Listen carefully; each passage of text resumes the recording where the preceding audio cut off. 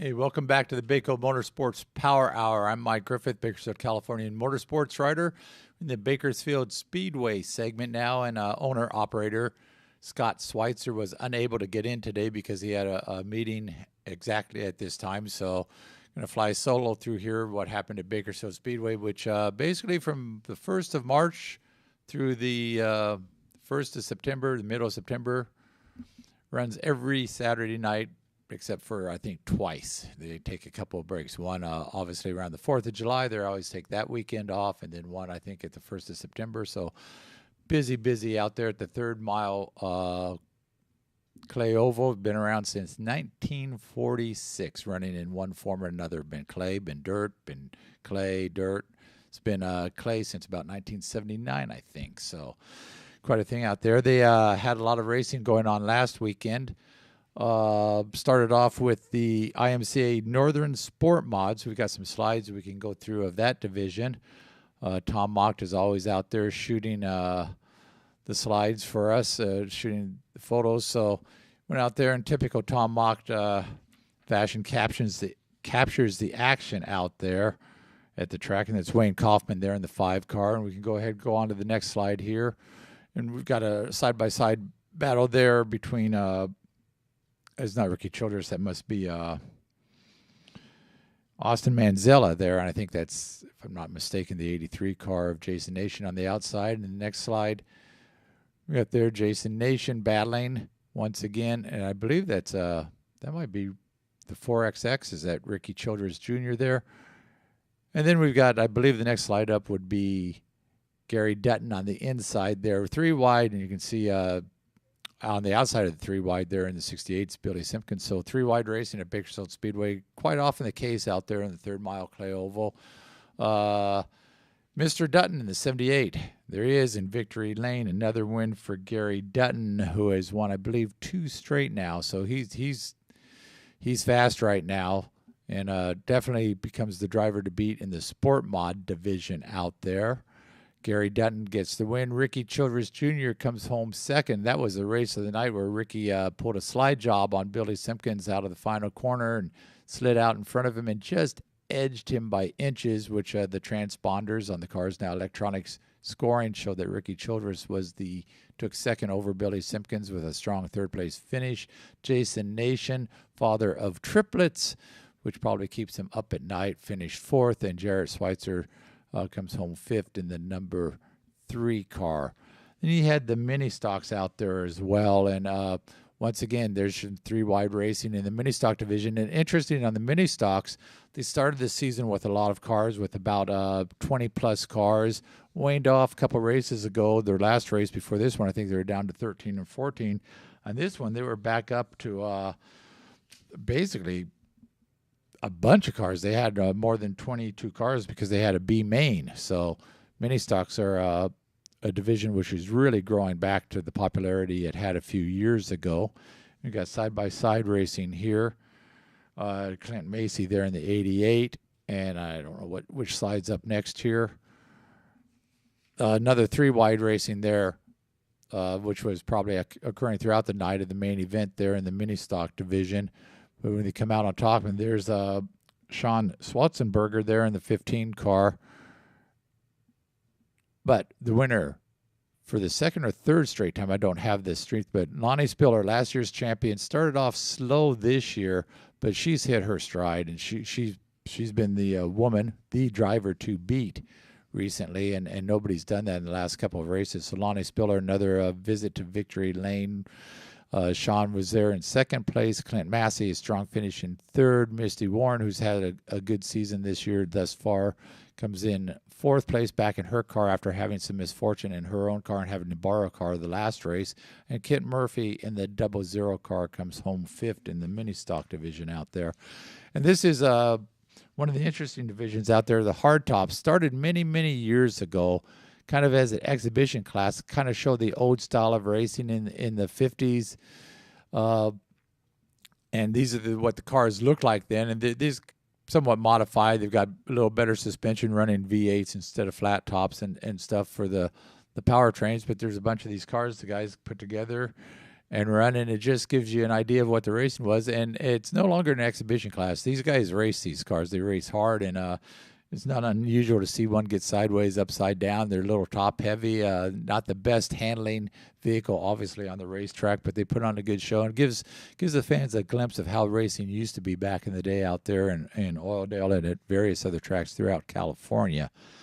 And we had here the number 3 car of James Bradburn. Good day for James because he came home took home the winner's trophy here in Victory Lane. James Bradburn with a win in the hard tops, which run about half a dozen times at Bakersfield Speedway, and they also run at other tracks now. So just enough to keep the guys having some fun and giving the fans a chance to see how it used to be. Josh Yadon comes in second, Rich Souza third, Sean Shea, there's a tongue twister, fourth, and Brandon Stamphill fifth in that division. So Mark McCaslin usually runs well, but he was a 9th place finisher in there. And you had the Race Saver Sprint cars out on the track again for their first race of the season, I think, this year at Bakersfield Speedway. Some side-by-side action early on there. You can see in the afternoon, probably during a heat race or hot lapping out there at Bakersfield Speedway. Certainly some hot lap action here that Tom Mock captured during the daylight hours. Gives you an idea of what these cars look like on the track out there. And then the 99 car, Tanner Bowl, was the quickest of the evening, and he drove his way into victory lane with his win. George Tristo was second.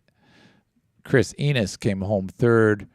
Grant Duncan Kern fourth, and Monty Ferreira fifth. So good showing by the Race Saver Sprints. And Tom took a bit of time. We can roll through these slides somewhat slowly here. He spent a little time on the mini dwarfs, so there you have it during the day. You can see the action. The 95 cars, a little too much sideways in the background there, but Tom took his time.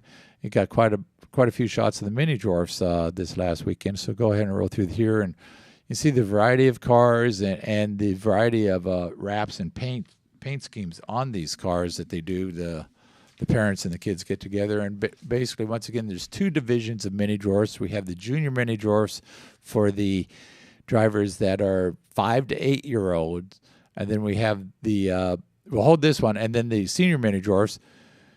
The car says Red Rocket, so we'll just bear in mind there's a reason for the name Red Rocket on this car, and we'll see in a Victory Lane photo later on. But anyway, the senior mini dwarfs are for the drivers that are 9 to 13 years of age. So a good turnout for both divisions during the day and night, as obviously the main events are run at night, and Tom captured a lot of side-by-side racing out there. 3 wide once again. Hard to do because that track is basically you want to be down low on the mini dwarf track, but you can't go 3 wide. And here's the reason for the Red Rocket and the red. That's your senior mini dwarf winner right there, Kennedy Cotton, and obviously you can't see it too well in the photo, but red hair. So Red Rocket and red hair for Kennedy Cotton. I believe that was her first win. So the junior mini dwarf was Stryker Conley in the 76, got a win. Hank Hall comes home second. Chloe Cotton third. Jet Yantis, who had won the first 2 races out there, finished fourth, which is a rarity to see Jet finish that far down, and Trenton Rickle finished 5th in the junior mini dwarf division.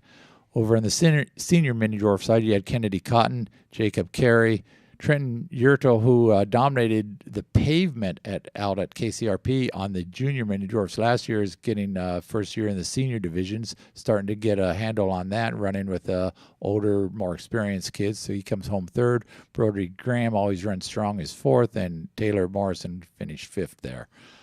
That's kind of what's happened last week out of Bakersfield Speedway. Coming up this weekend is IMCA Modifieds, Pro Stocks, Hobby Stocks, American Stocks, and the NMRA 3/4 Midgets. And the IMCA Modifieds, the interesting thing is you had 4 different winners through the first 6 races of the season. Brad Pounds leads in points with 2 wins. He's 4 points up on Cody Laney, who won the last race. Cody Laney has 1 win.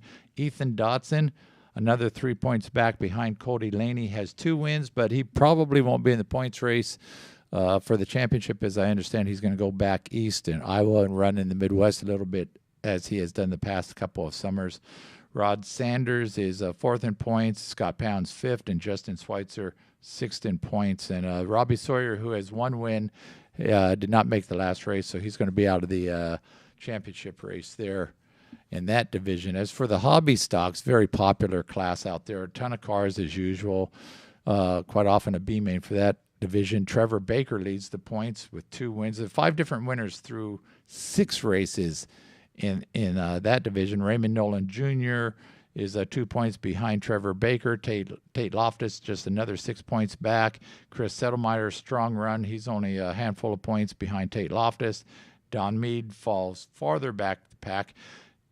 And Raymond Nolan and Tate Loftus both have a win. Carl Nolan Sr., who missed the first race, has won the last 2 races, but pretty much when you've missed a race, you're not going to make up 80 points, so you're out of the title chase. But he's had the hot hand lately, and he's the driver to beat in that division right now. And as far as American stock points, you've got 4 different winners through 6 races. Cody Johnson is a points leader in that division. He's got a pretty healthy. He's already 12 points up on Miranda Scott. Cody won the last race and has 2 wins this season. Miranda Scott's got a win. Tyler Johnson has 1 win and is looks like 14 points back of Cody Johnson, and he's got 2 wins. The other winner this year is Nicholas Johnson, who won in his first race of the season, so he got a late start. So that's what's coming up at Bakersfield Speedway. And then coming up on May 27th, go ahead for that slide. Go back to slide, if you will. We'll show what's coming up 2 weeks from now at Bakersfield Speedway. You're going to have the Sport Mods, the IMCA stocks, mini stocks, mod lights, mini dwarfs, and a SoCal Enduro to end the race. And that's I think they run kind of a figure 8 course on that Enduro, and I think Scott will be in next week to talk more about that. So an interesting way to end up that night. So Bakersfield Speedway, they start at 6 o'clock out there. Get out there this weekend. It's going to be about mid-90s during the day, which means once the sun goes down, it's going to be a nice, cool evening for racing out there at Bakersfield Speedway, which, as I said before, has been around running continuously since, I believe it opened on May 4th of 1946. So go ahead, get out there this weekend, and we're going to be back in a few minutes with the Auto Club Famoso Raceway segment for the Baco Motorsports Power Hour.